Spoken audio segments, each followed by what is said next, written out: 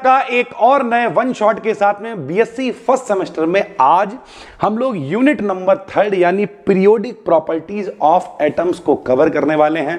ये चौथा या पांचवा वन शॉट और केवल 8 यूनिट है मेरे भाई, यानी 3-4 वीडियोस और आपकी पूरी केमिस्ट्री खत्म हो जाएगी। उसके बाद हम लोग फिजिक्स भी लाएंगे और साथ में पैरेलल तरीके से हम लोग जूलॉजी, बॉटनी ये सब भी शुरू करने वाले हैं 1-2 दिन के अंदर। तो भैया माहौल बनाने वाले हैं, चलिए शुरू करते हैं। सबसे पहले भैया देखो, इस वाली यूनिट के अंदर आपको 4 चीजें पढ़नी है। देखो भाई, पूरा अपना एक्सपीरियंस झोंकेंगे और बहुत आसान रखने की कोशिश करेंगे। देखो भाई, सबसे पहले आपको इस वाली यूनिट में पढ़ना है एटॉमिक रेडियस। एटॉमिक रेडियस क्या होती है भाई? परमाणु त्रिज्या होती है। त्रिज्या क्या होती है? बचपन से सिखाया जाता है, ये वृत्त है या गोला है तो उसका केंद्र होएगा, केंद्र से परिधि तक की दूरी को हम लोग त्रिज्या यानी रेडियस कहा करते थे, आर से लिखा करते थे। तो पहला टॉपिक हम लोगों को इस चैप्टर के अंदर बहुत इंपॉर्टेंट है, एटॉमिक रेडियस। दूसरे की अगर हम लोग बात करें मेरे भाई तो आयोनाइजेशन पोटेंशियल, जिसे आप 11th क्लास में आयनन विभव कहा करते थे भाई। तो आयनन विभव बहुत इंपॉर्टेंट है। तीसरा टॉपिक पढ़ेंगे मेरे भाई ईए यानी इलेक्ट्रॉन एफिनिटी, से हिंदी में कहते थे इलेक्ट्रॉन बंधुता मेरे भाई। और आखिरी में पढ़ेंगे EN, जिसे हम लोग कहा करते थे इलेक्ट्रोनेगेटिविटी यानी विद्युत ऋणात्मकता। मतलब ये क्या क्या है हम आपको पहले थोड़ा सा बताते हैं, उसके बाद आराम से आपको कराते हैं मेरे भाई। देखो बहुत ही आसान है, आप ऐसे करके समझो। इसे IP को हिंदी में कहते हैं आयनन विभव, ठीक है, इंग्लिश में कहते हैं आयोनाइजेशन पोटेंशियल भाई, ठीक है। ये को कहते हैं मेरे भाई इलेक्ट्रॉन एफिनिटी यानी इलेक्ट्रॉन बंधुता। क्या कहते हैं भैया?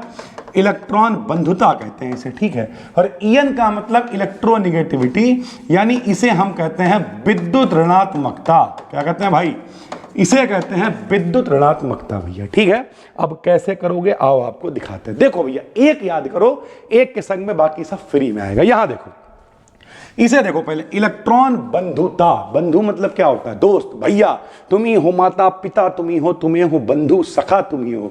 यानी इलेक्ट्रॉन को बंधु बनाने में, भैया बनाने में, इलेक्ट्रॉन को ग्रहण करने वाली जो ऊर्जा होगी, एनर्जी होगी, उसे हम कहेंगे इलेक्ट्रॉन एफिनिटी। और इसका उल्टा कि भैया भैया नहीं बनाएंगे, लात मार के निकाल देंगे, तो उस एनर्जी को हम लोग कहते हैं आयनन विभव यानी आयोनाइजेशन पोटेंशियल। और ये आप जानते हो EN का मतलब क्या होता है? इलेक्ट्रोनेगेटिविटी यानी विद्युत ऋणात्मकता, मतलब भीख मांगने की क्षमता। जो जितना बड़ा इलेक्ट्रॉन, जैसे फ्लोरीन है सबसे बड़ा भिखमंगा है, पूरी पीरियोडिक टेबल में फ्लोरीन हमेशा इलेक्ट्रॉन लेने की जुगाड़ में रहता है, इसलिए भैया इसके ऊपर नेगेटिव होता है। तो जो जितना बड़ा भिखमंगा होगा, जो जितना ज्यादा इलेक्ट्रॉनों को लेने की जुगाड़ में रहेगा, उसकी विद्युत ऋणात्मकता उतनी ज्यादा होगी। यानी ये कोई ऊर्जा नहीं है, एक टेंडेंसी है, एक आवृत्ति है। आपके करीब करीब कई लोग होंगे, सुबह सुबह आ गए, भैया अखबार दे दो जरा, भैया जरा वहां जाना, साइकिल दे दो जरा, भैया थोड़ा चाय पत्ती खत्म हो गई, चाय पत्ती दे दो जरा। तो इस तरीके के लोगों की इलेक्ट्रोनेगेटिविटी बहुत ज्यादा होती है भाई, ठीक है। और एटॉमिक रेडियस हमने आपको बता दिया है कि भैया केंद्र है, केंद्र से परिधि तक की दूरी को हम लोग त्रिज्या यानी रेडियस कहते हैं भाई। तो चलिए शुरू करते हैं इस वन शॉट को। सबसे पहले हम लोग बात करेंगे एटॉमिक रेडियाई यानी रेडियस के बारे में। रेडियाई मेरे भाई प्लूरल वर्ड है, एक होगा तो रेडियस कहेंगे, ज्यादा की बात करेंगे तो रेडियाई कहेंगे भाई, ठीक है। बिल्कुल आसान तरीके से लिखा है हमने कि किसी एटम के न्यूक्लियस, न्यूक्लियस मतलब क्या होता है? नाभिक। नाभिक क्या होता है? पूरी दुनिया में जितनी चीजें हैं छोटे छोटे कणों से मिलकर बनी हैं, जिन्हें एटम यानी परमाणु कहते हैं। परमाणु 2 भागों से बना होता है, एक उसका नाभिक कहलाता है और एक नाभिक के चारों तरफ का वो क्षेत्र होता है जिसमें इलेक्ट्रॉन चक्कर लगाते हैं भाई, ठीक है। तो अब ध्यान से आप लोग समझो, ये बीच में नाभिक है, इसमें प्रोटॉन न्यूट्रॉन होते हैं और इससे जो सबसे बाहरी कोश तक की दूरी है, जो वैलेंस शेल तक की दूरी है, उसी को तो त्रिज्या कहेंगे, उसी को तो रेडियस कहेंगे। तो किसी एटम के न्यूक्लियस से वैलेंस शेल तक की, सरल भाषा में कहें तो भैया सरकमफ्रेंस तक की जो दूरी होती है, परिधि तक की जो दूरी होती है, उसे हम एटॉमिक रेडियस कहते हैं। लेकिन एक दिक्कत है भाई, दिक्कत यह है कि जो इलेक्ट्रॉन चक्कर लगा रहे होते हैं, समझो भैया, जो इलेक्ट्रॉन चक्कर लगा रहे, वो ऐसा तो है नहीं इलेक्ट्रॉन कतई यहाँ किनारे बैठा हुआ है, कभी थोड़ा अंदर घुस के चक्कर लगाएगा, कभी कतई किनारे चक्कर लगाएगा, तो त्रिज्या बढ़ती घटती रहेगी। बड़ी कंफ्यूजन होती है कि यार त्रिज्या होनी कितनी चाहिए, कितनी रेडियस होगी भाई। परंतु क्वांटम मैकेनिक्स के अकॉर्डिंग इलेक्ट्रॉन की पोजीशन निश्चित नहीं होती। इलेक्ट्रॉन कभी न्यूक्लियस के पास होता है, कभी दूर होता है, इसलिए वैलेंस शेल की दूरी भी निश्चित नहीं होती। अतः एटॉमिक रेडियस के लिए कुछ अलग अलग डेफिनेशंस प्रस्तुत करी गई हैं। अपनी अपनी परिभाषा लोगों ने दी है कि इस तरीके से आप ज्यादा अच्छे से परिभाषा को, एटॉमिक रेडियस को निकाल पाओगे। जैसे पहली है वान डेर वाल्स रेडियस, बहुत ही आसान है भाई। इन्होंने कहा कि अगर सॉलिड स्टेट, ठोस की बात करें हम लोग, तो कोई भी दो मॉलिक्यूल अगर हैं तो एक है, दो है, ये दोनों मॉलिक्यूल हैं, इनके नाभिक के बीच की दूरी नाप लो। ये नाभिक है, ये नाभिक है, बीच की दूरी नाप लो और नापने के बाद उसका आधा कर दो मेरे भाई। तो जब आधा करोगे तो ये देखो अपने आप क्या निकल आएगी मेरे भाई, रेडियस निकल आएगी। तो इस तरीके से त्रिज्या को निकाला जा सकता है। यानी सॉलिड स्टेट में किसी एलिमेंट के दो मॉलिक्यूल्स के बीच की दूरी के आधे भाग को ही हम लोग क्या कहते हैं, वान डेर वाल्स रेडियस कहते हैं। एक्स रेस की हेल्प से इस दूरी को हम लोग ज्ञात कर सकते हैं। एक्स रेस आप समझते हो, हाथ वगैरह कभी टूटा होगा तो आप एक्सरे कराने गए होगे, वही वाली एक्स किरणों की बात हो रही है भाई, ठीक। जैसे अगर हम बात करें तो क्लोरीन एटम के लिए जो वान डेर वाल्स रेडियस होती है वो कितनी होती है, 1.80 होती है। यानी अगर हम बात करें Cl2, क्लोरीन गैस है, इसमें दो Cl होंगे मेरे भाई, दोनों Cl में नाभिक होगा, नाभिक के बीच की दूरी निकालेंगे, उसका आधा करेंगे तो क्लोरीन, एक क्लोरीन एटम की रेडियस निकल आएगी जो कि कितनी होगी मेरे भाई, 1.80 एंगस्ट्रॉम हो जाएगी मेरे भाई, ठीक है। उसके बाद दूसरा डेफिनेशन है कोवेलेंट रेडियस। कोवेलेंट का मतलब होता है साझेदारी। साझेदारी कैसे होती है भाई, जैसे अगर हम आपसे कहें कि ये हाइड्रोजन है, ठीक है भाई, इसके पास एक इलेक्ट्रॉन है, ये भी हाइड्रोजन है, इसके पास एक इलेक्ट्रॉन है, तो जब एक एक इलेक्ट्रॉन की साझेदारी होती है तो वहां पर सिंगल बॉन्ड बनता है भाई, ठीक। तो इस तरीके के बॉन्ड को हम लोग क्या कहते हैं, कोवेलेंट यानी साझेदारी वाला बॉन्ड कहते हैं भाई, ठीक। तो हमने लिखा किसी एलिमेंट के मॉलिक्यूल में सिंगल बॉन्ड से जुड़े दो एटम, एक ये जुड़े हुए हैं, एक ये जुड़े हुए हैं, उनके बीच की दूरी निकाल लो, उसका आधा कर दो, तो उसे ही हम लोग कहते हैं कोवेलेंट रेडियस भाई, ठीक है। इसे न्यूक्लियस और वैलेंस शेल के बीच की डिस्टेंस के बराबर मान सकते हैं। कह सकते हैं कि भैया ये जो बॉन्ड बनता है ये भी इन लोगों को उतना ही करीब ले आता है, क्योंकि ये सारी चीजें बहुत छोटी छोटी हैं, इतनी छोटी हैं कि ना के बराबर है। तो ऐसे भी नाप सकते हो कि दो लोग जो जुड़े हुए हैं उनके भैया जो है बॉन्ड के बीच की आधी दूरी निकाल लो, उसे भी हम लोग क्या कह देंगे, ये देखो दो एटम्स के न्यूक्लियस के बीच की दूरी निकाल लो, उसे हम लोग कोवेलेंट, क्योंकि ये लोग साझेदारी से जुड़े हुए हैं तो उसे हम लोग कोवेलेंट रेडियस कहेंगे। अब ध्यान से समझिए मेरे भाई, हमने ऊपर क्या कहा, वान डेर वाल्स रेडियस, जरा समझिए मेरे भाई, सॉरी ऊपर हमने क्या कहा अब से मेरे भाई, वान डेर वाल्स रेडियस। तो वान डेर वाल्स रेडियस में हमने क्या कहा कि भैया सॉलिड स्टेट, यानी जो लोग ठोस की रेडियस निकालना है, कोई ठोस वस्तु है, कोई ठोस मॉलिक्यूल है, अगर उसकी रेडियस निकालना है तो वान डेर वाल्स से निकालेंगे। और अगर मेरे भाई कोई साझेदारी वाली रेडियस है कि जैसे H2 गैस में हाइड्रोजन की निकालनी है, ठीक है मेरे भाई, इस तरीके से अगर आपको कोई निकालना है साझेदारी वाला तो आप कोवेलेंट रेडियस से निकाल सकते हो मेरे भाई, ठीक है। इस तरीके से जैसे अगर हम आपको कहें कि भैया कोवेलेंट रेडियस कितनी है, तो भैया क्लोरीन की ही अगर हम लोग बात कर लें तो अभी हमने ऊपर निकाली थी क्लोरीन की, जब सॉलिड स्टेट की तरीके से निकाली थी कि दो लोग हैं उनके न्यूक्लियस के बीच की दूरी ले लो, उसका आधा कर लो, तो निकल के आई थी 1.80, वो उस विधि से निकल के आई थी। लेकिन भैया ये लोग साझेदारी भी करते हैं, तो साझेदारी के लिए जो दोनों का न्यूक्लियस है इसका आधा भाग, पूरी दूरी निकालो, उसका आधा कर दो, पूरी दूरी है भैया 1.99, उसका आधा करेंगे मेरे भाई 2 से, तो इसकी जो कोवेलेंट रेडियस है वो कितनी निकल के आएगी, 0.99 एंगस्ट्रॉम निकल के आएगी। अब कुछ लोग कहेंगे ये रेडियस तो कम हो गई भाई, तो वो कम होने का कारण ये है कि भैया उसमें पूरा Cl2 है, पूरा Cl2, और सॉलिड स्टेट की हम लोग बात कर रहे हैं तो पूरे पूरे एटम के बीच की दूरी देख रहे हैं और एटम के बीच की दूरी का आधा भाग कर रहे हैं, ठीक है।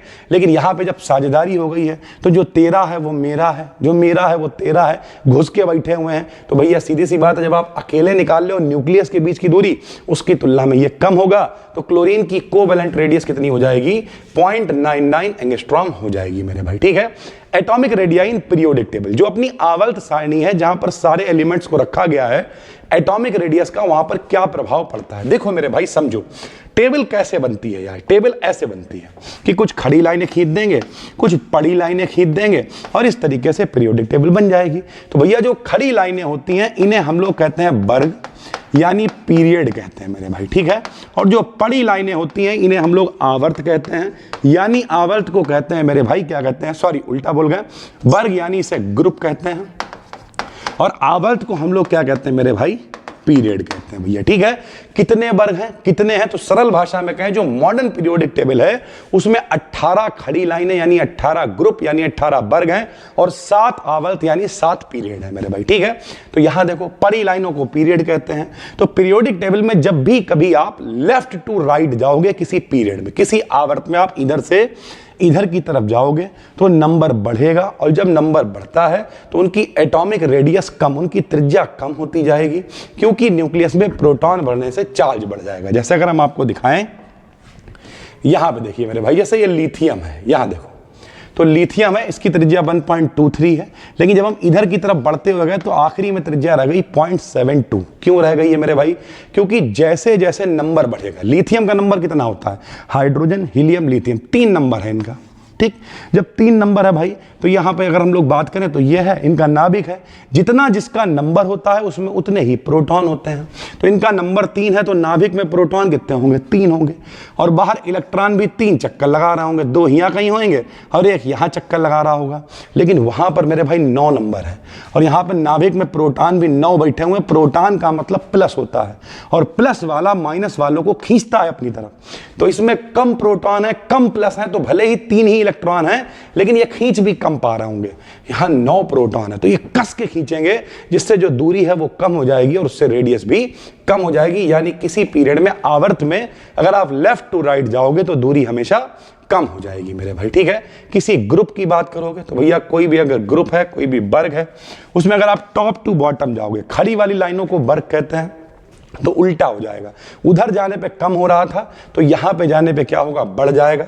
जैसे lithium, sodium, potassium, rubidium, caesium, सब एक ही ग्रुप के लोग हैं और सबका नंबर बढ़ता चला जा रहा है मेरे भाई। और इसी वजह से क्या होगा, रेडियस भी इनकी बढ़ती चली जाएगी। किसी ग्रुप में टॉप टू बॉटम जाने पर रेडियस बढ़ जाती है क्योंकि चार्ज जो इनका है वो कम हो जाता है। क्योंकि मोटी मोटी बात करें हम लोग तो भैया नंबर बढ़ता जा रहा है, साइज भी उसी हिसाब से बढ़ रहा है और जब उसी हिसाब से बढ़ रहा है तो भैया सीजियम का नंबर कितना होता है, सोडियम का नंबर 11, पोटेशियम का नंबर 19, रुबिडियम का नंबर मेरे भाई 37 और सीजियम का नंबर 55। तो साइज जब बहुत बड़ा हो गया है तो इस तरीके से रेडियस भी इनकी बढ़ती जाएगी मेरे भाई, ठीक है। सरल भाषा में जो पीरियड होता है और जो ग्रुप होता है हमेशा अपोजिट रहेगा। लेफ्ट टू राइट जाने पर रेडियस अगर कम हो रही है तो टॉप टू बॉटम आने पर हमेशा बढ़ जाएगी मेरे भाई, ठीक है। ट्रांजिशन मेटल जो डी ब्लॉक वाले तत्व होते हैं भाई, जरा ध्यान से समझिए। देखो होता क्या है, जो आवर्त सारणी है, जो पीरियोडिक टेबल है, उसे 4 हिस्सों में बांटा गया है, एस, पी, बीच में होता है डी और नीचे होता है मेरे भाई एफ। तो जो डी ब्लॉक वाले होते हैं इनमें जब लेफ्ट टू राइट जाओगे तो अनसर्टेन चेंज होंगे। जैसे अगर हम आपसे कहें कि भैया लेफ्ट टू राइट एक दिखाते हैं, scandium, titanium, vanadium, chromium, manganese, iron, cobalt, निकल, कॉपर, जिंक। यहां पे देखो 1.44 है, यहां पे 1.32 है, कम हुई 1.22, फिर 1.17 ही चलती रही, 16 रही, 15 रही और कम होनी चाहिए लेकिन फिर से 1.17 हो गई और फिर बढ़ के 1.25 हो गई। उसका कारण क्या है मेरे भाई? सारा कारण है न्यूक्लियस चार्ज का, क्योंकि इनके पास भैया विन्यास इसका कैसे बनता है, अगर कोई का 21 का विन्यास बनाओ तो 1s2, 2s2, 2p6, 3s2, 3p6, 3d छोड़ा, 4s2, 2, 2, 4, 6, 10, 2, 12, 6, 18, 2, 20 और 1, 21 का विन्यास ऐसे बनता है। तो S और P के बीच में भैया D आ जाता है। इसका नाम ही है ट्रांजिशन मेटल्स यानी संक्रमण तत्व। ये बीमार तत्व हैं, इनमें डी ऑर्बिटल खाली पड़े हुए हैं भाई। इसी वजह से ये देखो किसी पीरियड में लेफ्ट टू राइट जाने पर न्यूक्लियर चार्ज बढ़ता है जिससे रेडियस कम हो जाती, परंतु ट्रांजिशन मेटल्स में जो डी ऑर्बिटल होते हैं और जो बाहर की तरफ एस ऑर्बिटल होते हैं, इनके बीच में रुकावट डालते हैं। और ये जो बीच वाले हैं, जैसे हम कहें कि ये चारों तरफ की दीवारें हमें क्या कर रही, शील्ड कर रही, प्रोटेक्ट कर रही, बचा रही हैं बाहर की चीजों से मेरे भाई। तो उसी तरीके से जो डी वाले होंगे ये प्रोटेक्ट कर लेंगे, एस वालों को भैया बीच में रुकावट डाल देंगे। और इस वजह से कभी कभी क्या होगा, जैसे जिंक है, अब जिंक का नंबर 30 है, इनके जो डी ऑर्बिटल हैं वो पूरे भरे हुए हैं, तो जो कुछ नहीं कर पा रहे हैं मेरे भाई, तो इलेक्ट्रॉन छुट्टा होकर घूम रहा है तो 1.25 हो गई। तो इस तरीके से भैया जो रुकावट डाल रहे हैं, किसी को बचाना, प्रोटेक्ट करना, उसे हम लोग कहते हैं शील्डिंग इफेक्ट में। मेरे भाई, ठीक है। जो एफ ब्लॉक होते हैं ये हम लोगों को 12th से पढ़ाया गया और मोस्ट इंपॉर्टेंट था लेंथेनाइड संकुचन क्या होता है। तो किसी आवर्त में लेफ्ट टू राइट जब हम लोग जाया करते थे एफ ब्लॉक में, तो रेडियस धीरे धीरे कम होती जाती थी, त्रिज्या कम होती जाती थी, जिसे हम लोग क्या कहते थे मेरे भाई, लेंथेनाइड कॉन्ट्रैक्शन कहा करते थे या लेंथेनाइड संकुचन कहा करते थे। ये देखिए लेंथेनाइड संकुचन कहते हैं, क्यों? क्योंकि भैया लगातार लेफ्ट टू राइट जाने पर त्रिज्या कम होती जाती है। जैसे LA से LU तक अगर हम जाते हैं तो 0.21 एंगस्ट्रॉम तक का डिफरेंस आ जाता है और इतनी रेडियस कम हो जाती है भैया, ठीक है। अगर कोई एटम है तब तो इस तरीके से चलेगा। अगर कोई आयन है मेरे भाई, तो आयन का क्या रोल है जरा दिखाते हैं भाई। मान लिया Na का नंबर 11 है, मान क्या लिया 11 ही नंबर है, ठीक। जब ये किसी को अपना एक इलेक्ट्रॉन दे देंगे, जो इलेक्ट्रॉन देता है वो राजा होता है। जब राजा है भैया तो इनके ऊपर क्या आएगा, इनके ऊपर पॉजिटिव आएगा। जो आदमी इलेक्ट्रॉन किसी से लेगा, जैसे क्लोरीन है, इनका नंबर 17 है, किसी से ये इलेक्ट्रॉन लेंगे तो ये भिखमंगे हैं इसलिए इनके ऊपर माइनस आएगा। लेकिन बात यह है कि जब यहां से एक इलेक्ट्रॉन चला जाएगा, प्लस वाले में इलेक्ट्रॉन गया तो जगह खाली हो गई, इसलिए इनकी रेडियस कम हो जाती है। और ये किसी से एक इलेक्ट्रॉन ले आए, जब ले आए तो आदमी बढ़ गया तो जगह भी बढ़ जाएगी, तो इनकी रेडियस जो है वो बढ़ जाती है मेरे भाई, ठीक है। यही हमने लिखा है। जो आयनिक रेडियस होती है, तो किसी आयन के न्यूक्लियस से वैलेंस शेल तक की दूरी को रेडियस कहते हैं। एंगस्ट्रॉम में, नैनोमीटर में, पिकोमीटर में से हम लोग नाप लेते हैं। और आयनिक रेडियस कैटाइन और एनाइन की बात करें तो ये देखो Na की रेडियस 1.57 है, इलेक्ट्रॉन निकल गया तो कुछ जगह खाली हो गई, तो 0.95 ही होती है Na पॉजिटिव की रेडियस। यानी जो कैटाइन होगा, जो पॉजिटिव होगा, उससे कोई निकल जाएगा, इसलिए उसकी जो रेडियस होगी वो हमेशा ओरिजिनल एटम से कम होगी। लेकिन अगर माइनस की बात करें तो क्लोरीन की केवल 0.99 ही है, लेकिन इन्होंने इलेक्ट्रॉन ले लिया तो जगह और लेनी पड़ेगी, तो इसकी रेडियस 1.81 एंगस्ट्रॉम होती है मेरे भाई, ठीक है। आयनिक रेडियस भी पीरियोडिक टेबल में वैसे ही काम करेगी, लेफ्ट टू राइट जाएंगे कम हो जाएगी और टॉप टू बॉटम जाने पर बढ़ जाएगी। जैसे एटम की काम करती है वैसे ही इसकी भी काम करती है मेरे भाई, ठीक है। इलेक्ट्रॉन एफिनिटी को हमने जानबूझ के पहले लगाया है, क्योंकि इलेक्ट्रॉन एफिनिटी क्या है, इलेक्ट्रॉन बंधुता, इलेक्ट्रॉन को भैया बनाने की क्षमता, इलेक्ट्रॉन को दोस्त बनाने की क्षमता क्या कहलाती है, इलेक्ट्रॉन एफिनिटी कहलाती है मेरे भाई। तो आइए हम दिखाते हैं आपको कैसे हमने लिखा है। हमने लिखा किसी एटम या आयन के द्वारा इलेक्ट्रॉन को एक्सेप्ट करने की क्षमता, मतलब अपना भैया बनाने की क्षमता को हम लोग इलेक्ट्रॉन एफिनिटी कहते हैं। और जो इसमें ऊर्जा रिलीज होती है उसमें हम लोग काहे में नापते हैं, इलेक्ट्रॉन वोल्ट प्रति मोल में नापते हैं भाई, ठीक। कोई आदमी तुम्हारे घर पे आया है तो जब बैठेगा तो कुछ ऊर्जा निकलेगी मेरे भाई, उस ऊर्जा को ही हम लोग क्या कहते हैं, इलेक्ट्रॉन एफिनिटी कहते हैं। जैसे ये ए है, ए ने एक इलेक्ट्रॉन को भैया बनाया तो इनके ऊपर क्या आ गया, माइनस, क्योंकि इलेक्ट्रॉन लिया है। साथ में क्या निकल गई, बहुत सारी ऊर्जा निकल गई भाई, ठीक है। ऊर्जा तो निकलेगी, किसी को बहू बना के अपने घर लाओगे तो तेल भी निकलेगा और ऊर्जा भी निकलेगी मेरे भाई। क्यों, देख रहे हो क्या समाज की हालत है, 10 20 50 लाख की कोई वैल्यू नहीं है, सोना है 2 लाख रुपए, कितना पैसा खर्च करके आदमी तब जाके, और उसके बाद भी जिंदगी भर पैसे ही खर्च करने हैं। तो जब कोई व्यक्ति आपके साथ में जुड़ेगा तो ऊर्जा तो निकलेगी भैया, पैसा तो खर्च होगा ही। जैसे क्लोरीन है, क्लोरीन ने एक इलेक्ट्रॉन को एक्सेप्ट किया तो इनके ऊपर नेगेटिव आया और क्या निकल गई, ऊर्जा। ये जो ऊर्जा निकलती है इसे ही हम लोग क्या कहते हैं, इलेक्ट्रॉन एफिनिटी कहते हैं। यानी ऐसे करके आप याद रखो, एफिनिटी माने प्यार, यानी इलेक्ट्रॉन को एक्सेप्ट करने के लिए जो ऊर्जा निकालनी पड़ेगी उसे ही हम लोग क्या कहेंगे, इलेक्ट्रॉन एफिनिटी कहेंगे। अगर एक से ज्यादा इलेक्ट्रॉन निकलेंगे तो पहला इलेक्ट्रॉन फर्स्ट इलेक्ट्रॉन एफिनिटी, दूसरा निकलेगा सेकंड इलेक्ट्रॉन एफिनिटी, तीसरा भी निकलेगा तो थर्ड इलेक्ट्रॉन एफिनिटी हो जाएगा। और भैया जो सेकंड इलेक्ट्रॉन एफिनिटी होगी वो हमेशा माइनस होगी। क्यों हो जाएगी, और समझाते हैं मेरे भाई। यहां देखो सबसे पहले क्या होगा मेरे भाई, मान लिया ये ऑक्सीजन है, हमने यहां लिखा भी है, इससे अगर हमें एक ऑक्सीजन का नंबर 8 होता है तो इसमें प्रोटॉन भी 8 होंगे और इलेक्ट्रॉन भी 8 होंगे, ठीक। अब हम इनके पास गए, हमने भैया यार एक इलेक्ट्रॉन चाहिए यार, इनने कहा ले जा यार, तो इनने क्या किया, सॉरी एक इलेक्ट्रॉन चाहिए नहीं, ऑक्सीजन का नंबर कितना होता है 8 और इनका विन्यास होता है 2 और 6। ऑक्सीजन के पास 6 इलेक्ट्रॉन होते हैं और ऑक्सीजन को 2 इलेक्ट्रॉन चाहिए होते हैं, ठीक। यानी सरल भाषा में कहें, जैसे आपने पानी देखा होगा H2O, तो ऑक्सीजन से 2 H क्यों जुड़े हुए हैं, क्योंकि ऑक्सीजन के पास 2 की कमी है। तो ऑक्सीजन ने क्या करा, एक इलेक्ट्रॉन किसी से मांगा।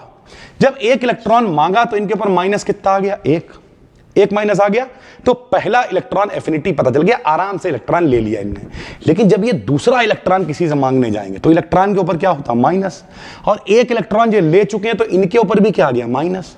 अब जो माइनस वाला इन्हें घुसने नहीं देगा, एक बारात तुम कर लाए, दूसरी अगर लेके आओगे घुसने देगा क्या भाई? एक माइनस दूसरे को कैसे घुसने देगा भैया? सुना होगा लड़का लड़की को लेकर संग भाग गया, लड़की लड़के को लेकर भाग गया, ऐसा नहीं सुना होगा लड़की लड़की को लेकर भाग गई। प्लस और माइनस वाले अपोजिट होंगे तो लेके भागेंगे भी, अट्रैक्ट भी करेंगे, सब करेंगे। एक जैसा आदमी संग में कैसे बैठ लेगा? फिर भी अगर तुम्हें बारात करके दूसरी लानी ही है तो दम लगानी पड़ेगी, अपनी ऊर्जा खर्च करनी है, तेल लगाना, मतलब तेल निकालना पड़ेगा मेरे भाई। जब तेल निकलेगा तो क्या होगा? जब तेल निकलेगा भैया तो ऊर्जा हो जाएगी खत्म, और इसीलिए जो सेकंड इलेक्ट्रॉन एफिनिटी है वो माइनस में हो जाएगी, क्योंकि पहला तो मेरे भाई बारात तुम लाए खुशी खुशी करके, दूसरी लाने में दम लगेगी, और इसी वजह से इलेक्ट्रॉन एफिनिटी जो दूसरी होगी वो हमेशा नेगेटिव होती है, और ये कई बार हमसे पूछता है मेरे भाई। ठीक है, फैक्टर्स की बात करें तो भैया एटॉमिक रेडियस क्या है? जैसे जैसे एटॉमिक रेडियस का मान बढ़ता है वैसे वैसे इलेक्ट्रॉन एफिनिटी की वैल्यू कम हो जाती है।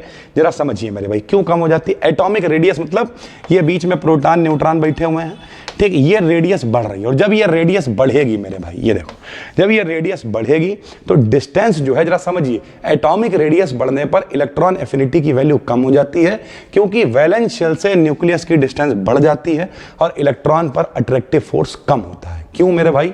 समझो, अगर हम आपसे कहें कि मेरे भाई इलेक्ट्रॉन, जैसे ये प्रोटॉन है, ठीक, अब इतना सा साइज है, तो ये जो प्रोटॉन है ये बहुत जल्दी दम लगाएगा और दम लगा के इसे खींच लेगा। लेकिन अगर मेरे भाई रेडियस बढ़ जाएगी, तो जब रेडियस बढ़ जाएगी तो ये जो अंदर वाले इलेक्ट्रॉन हैं, प्रोटॉन हैं, जो भी लोग हैं, वो क्या ही कर पाएंगे मेरे भाई? कोई भी घुसे, अगर मान लिया हम आपसे कहें कि भैया जो आपका कैंपस है वो है 1 कमरे का, तो आप अपने घर की सुरक्षा कर लोगे, और कैंपस है 10 एकड़ का, तो कोई भी इलेक्ट्रॉन घुस जाएगा, क्या कर लोगे यार तुम उसका? इस वजह से हमें कोई बहुत कम ऊर्जा लगानी, बहुत कम ऊर्जा रिलीज होती है और आसानी से चीज़ें भैया अडॉप्ट हो जाती हैं। इसी वजह से लेफ्ट टू राइट जाने पर जो रेडियस बढ़ती है तो इसकी वैल्यू कम हो जाती है। मजे की बात एक ये है भाई कि अगर हम आपसे कह रहे हैं कि इलेक्ट्रॉन एफिनिटी की वैल्यू कम होती है, तो जो बचे हुए 2 हैं उनकी वैल्यू भी कम होगी, आईपी की वैल्यू भी कम होगी। यानी आपको केवल एक ही फैक्टर याद करने हैं, बाकी दोनों नहीं याद करने हैं, बाकी दोनों सेम पीडीएफ लगी हुई होगी।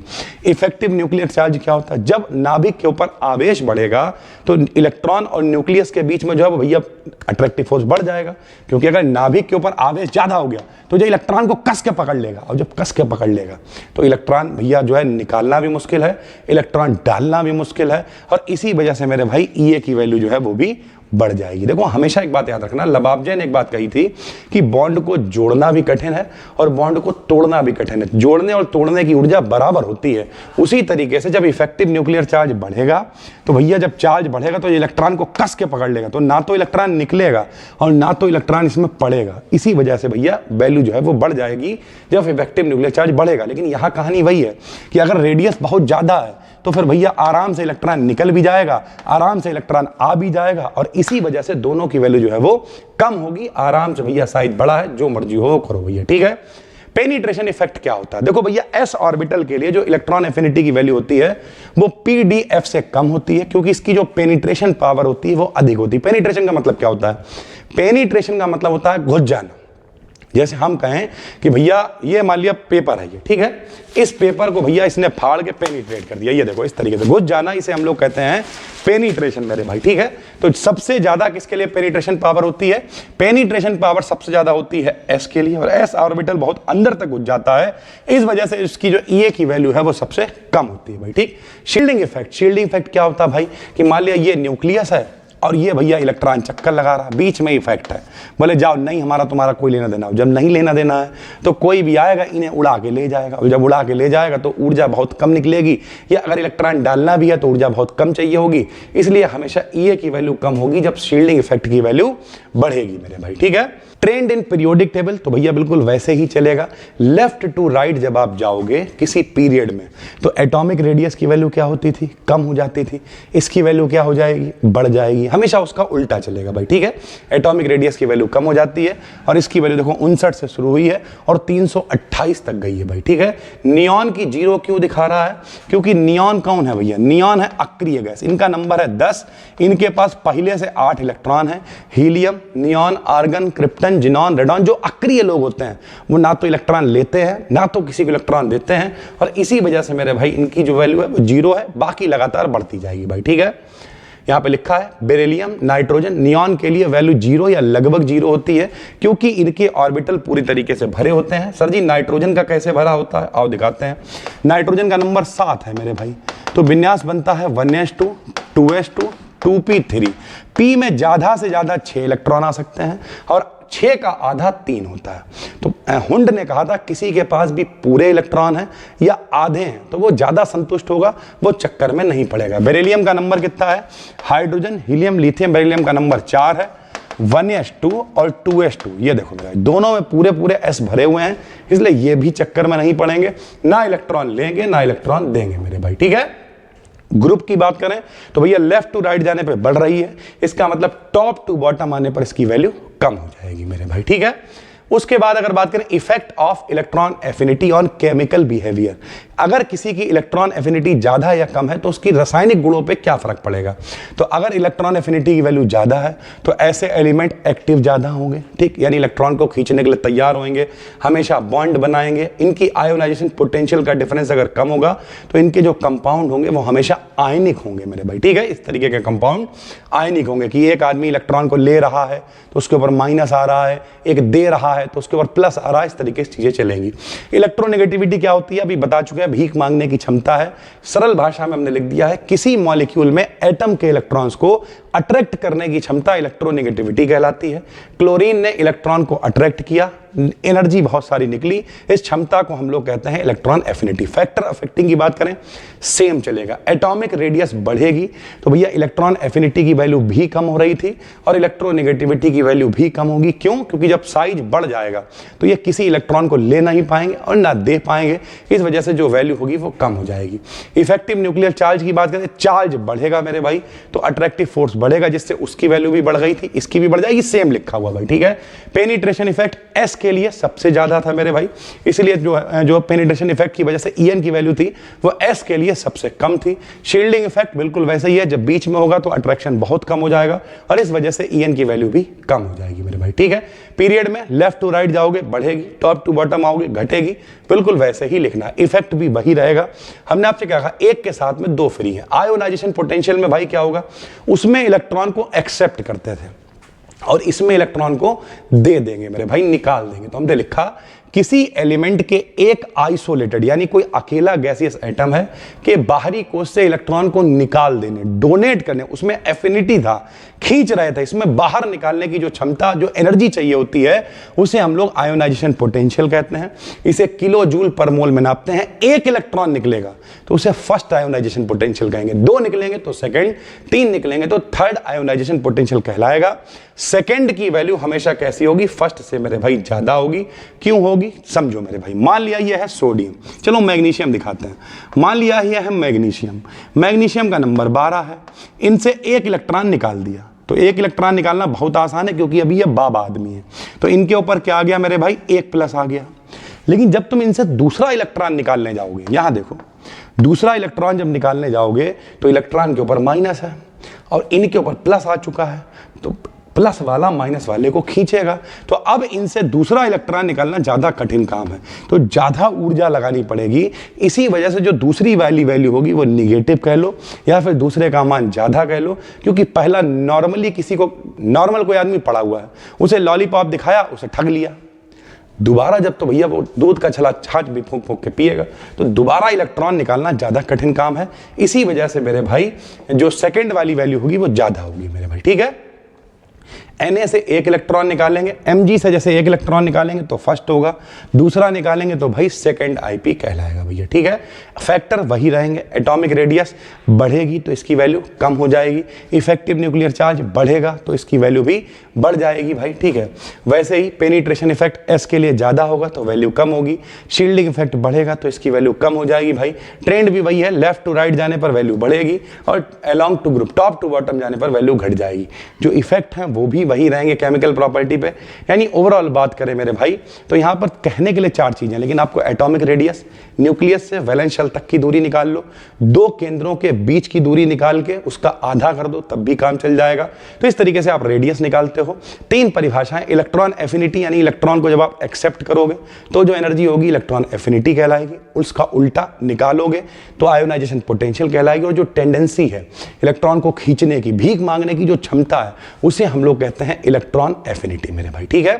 तो ये है यूनिट। इससे अगर हम बात करें पेपर में क्या आ सकता है, तो पेपर में मेरे भाई एक क्वेश्चन जरूर बनेगा, लॉन्ग में बनेगा। आयोनाइजेशन पोटेंशियल बहुत इंपॉर्टेंट है। एटॉमिक रेडियस से छोटी छोटी डेफिनेशन, आयनिक रेडियस क्या होती है, इस तरीके की रेडियस को शॉर्ट में पूछ सकता है। और साथ ही साथ इनमें से तीनों में से कोई भी एक चीज लॉन्ग में आ सकती है भाई, ठीक है। लॉन्ग का मतलब 15 नंबर में, 25 वाले में नहीं आएगी भाई, ठीक है। तो हम मिलते हैं आपसे एक और वीडियो में, तब तक के लिए धन्यवाद, थैंक यू।